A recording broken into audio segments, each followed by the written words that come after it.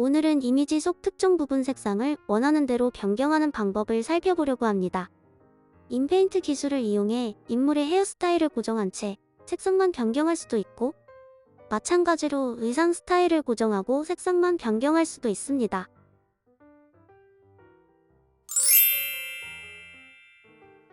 먼저 기본 인페인트 기술로 인물의 머리 색상을 변경해 보겠습니다. 인물 사진에서 머리 부분만 마스킹을 해줘야 하므로 세그먼트 애니띵 노드를 추가합니다. 세그먼트 애니띵 노드에 프롬프트에 헤어를 입력하고 제대로 머리 부분만 추출되는지 확인해 봅니다.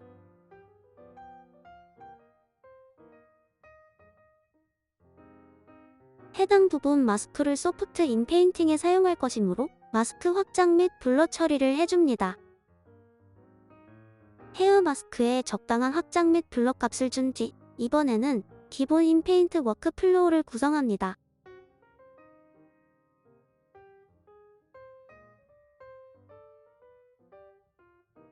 인페인트 모델 컨디셔닝 노드의 픽셀 입력단에는 원본 이미지를 넘겨주고 마스크 입력단에는 앞서 만들어둔 마스크를 입력해줍니다.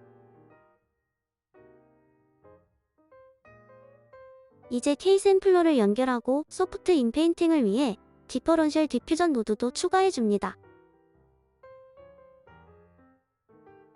마지막으로 VAE 디코드 노드와 프리뷰 노드를 연결해주면 기본 인페인트 워크 플로우가 완성됩니다. 업로드한 체크포인트 모델에 맞게 적당한 샘플러 설정 값을 입력해줍니다. 이제 인물의 머리를 핑크색으로 바꿔보겠습니다. 프롬프트에 롱 핑크 헤어를 입력하고 이미지를 생성해봅니다. 특별한 기술 없이도 인물의 머리가 핑크색으로 잘 변경된 모습입니다. 이미지 비교 노드를 추가한 뒤 원본 이미지와 비교해봅니다. 의도한 대로 머리의 형태가 그대로 유지된 채 색상만 잘 변경되었습니다. 이번에는 같은 설정에서 프롬프트를 수정하여 빨간색으로 바꿔봅니다.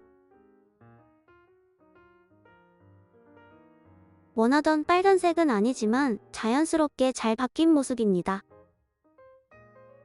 파란색으로도 바꿔봅니다. 역시 잘 바뀌는데요. 만약 동일한 핑크색이지만 조금 더 밝게 또는 조금 더 어둡게 하려면 어떻게 해야 할까요?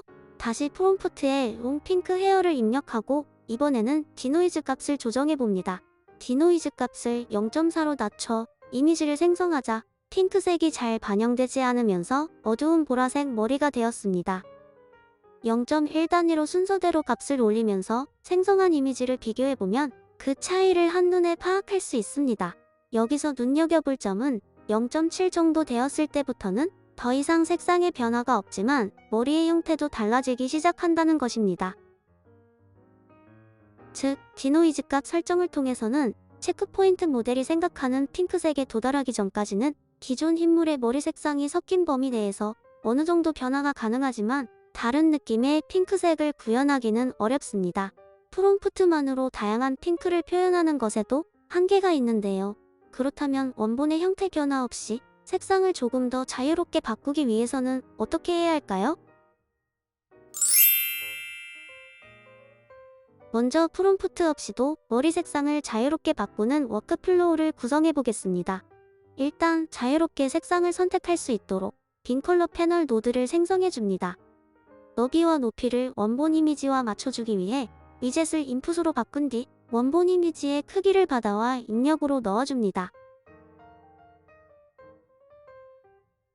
프리뷰 이미지 노드를 붙인 뒤 큐 프롬프트를 눌러 컬러 패널을 생성해보고 색상도 바꿔봅니다.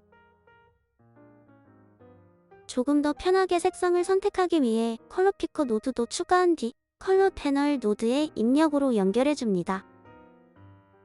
이제 컬러 피커에서 직접 선택한 색상을 가진 원본 이미지와 동일한 크기의 컬러 패널을 빠르게 생성할 수 있습니다. 우리는 우선 핑크색을 목표로 하고 있으므로 적당한 핑크색을 골라 컬러 패널을 만들어줍니다. 이제 선택한 핑크색을 원본 이미지와 섞어주기 위해 이미지 블렌딩 모드 노드를 추가합니다. 원본 이미지와 컬러 패널을 차례로 입력한 뒤 블렌딩 모드를 컬러로 바꿔줍니다. 블렌딩 강도를 적당히 설정해준 뒤 이미지 컴포지트, 마스크드 노드를 불러와 원본 이미지 위에 컬러 블렌딩 된 머리만 합성해줍니다.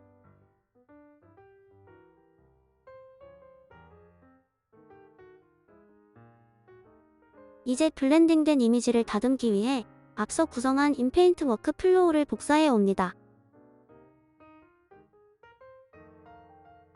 인페인트 모델 컨디셔닝 노드의 입력 값으로 블렌딩된 이미지를 연결해 줍니다. 디노이즈 값을 0.45 정도로 줄인 뒤 이미지를 생성해 봅니다. 색상이 조금 더 보라색에 가까워서 다시 마음에 드는 핑크색으로 바꿔보겠습니다. 마음에 드는 색상이 나왔다면 인페인트 샘플링을 한 번 더 진행하여 이미지를 다듬어 줍니다.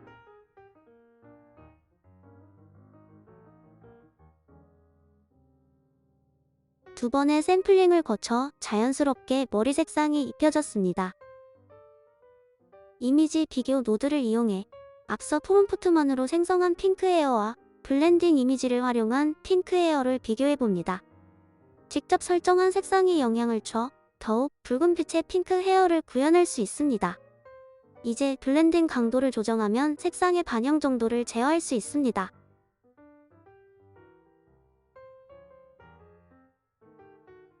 아예 다른 색상으로 바꾸려면 컬러 피커에서 다른 색상을 선택합니다. 따로 프롬프트를 입력하지 않아도 디노이즈 값이 낮은 상태이기 때문에 K샘플러에서는 큰 변화를 주지 않고 머리결을 자연스럽게 만들어줍니다. 따라서 컬러 피커로 선택한 색상이 블렌딩된 상태에서 전체적인 변화 없이 머리결만 다듬는 효과가 나타나 결과의 색상이 잘 반영되는 모습입니다. 컬러 패널 색상, 블렌딩 모드, 디노이즈 값을 잘 조합해주면 프롬프트 고민 없이도 이처럼 다양한 색상으로 머리를 염색할 수 있습니다.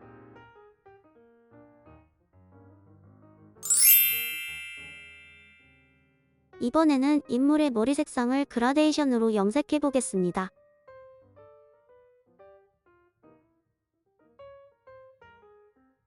컬러 그레디언트 노드를 추가한 뒤 마찬가지로 너비와 높이를 원본과 동일하게 입력해 줍니다. 시작 색상과 종료 색상 입력도 컬러 피커로 연결해 줍니다.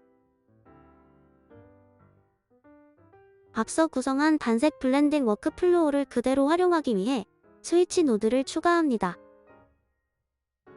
스위치의 입력 값으로 기존의 컬러 패널과 새로 만든 그레디언트 패널을 연결해 줍니다. 이제 스위치 번호를 바꿈으로써 간단하게 단색 블렌딩 또는 그레디언트 블렌딩을 선택할 수 있습니다. 머리 하단부를 파란색으로 주고 이미지를 생성해 봅니다. 설정한 색상보다 조금 약하게 반영된 느낌이라면 블렌딩 이미지의 색상이 잘 살아나도록 샘플러의 디노이즈 값을 조금 낮춰줍니다. 훨씬 더 색상이 잘 반영된 모습입니다.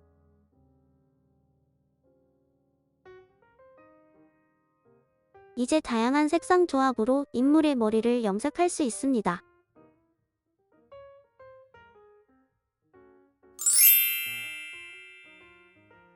사실 지금까지 우리는 함께 구성한 워크플로우를 인물의 머리 색상 바꾸는 데만 활용했지만 실제로는 마스킹을 어디에 하느냐에 따라 다양하게 활용할 수 있습니다. 예를 들어 세그먼트 애니띵 프롬프트에 머리가 아닌 옷을 지정한다면 인물이 입고 있는 옷의 색상을 변경할 수도 있습니다. 오늘은 비교적 쉽고 간단한 워크플로우를 살펴봤습니다. 꼭 색상 변경이 아니더라도 인페인트 진행에 앞서 이미지를 전처리해주는 과정을 여러분만의 다양한 방식으로 변형하여 활용해 보시기 바랍니다. 감사합니다.